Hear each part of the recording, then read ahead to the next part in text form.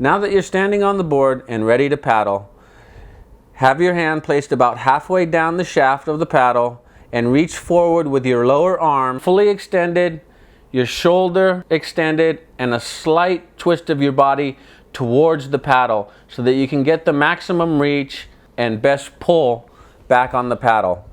With your top hand, you'll want to have it on top of the tee with a slight bend in your elbow, and once you begin to pull back with your lower arm, you'll almost push forward slightly with your top hand.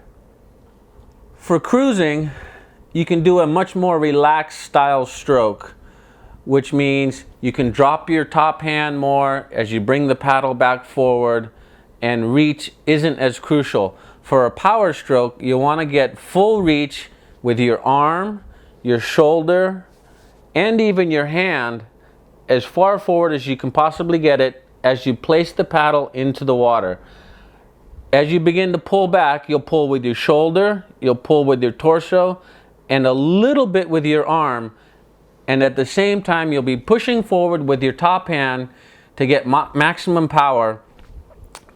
And you'll want to pull out at your feet. Once you go past your feet, you're not creating any more power, and you're actually beginning to slow yourself down because you're pulling yourself down into the water. The best part of the stroke for creating speed is the first third. So that is the part that requires the most focus and concentration and proper technique. For the quick stroke, you'll want to do a stroke that is similar to the Tahitian style canoe paddling. And the focus of that stroke is all in the very beginning of the stroke, and that consists of a big reach, a quick pull back, and you'll pull the paddle out approximately 1 foot in front of your toes and get right back up and reach again. Now with this stroke, you want to minimize every movement that isn't necessary, meaning you don't want to drop your top hand too much, and you don't want to lift the paddle too high as you're coming forward again.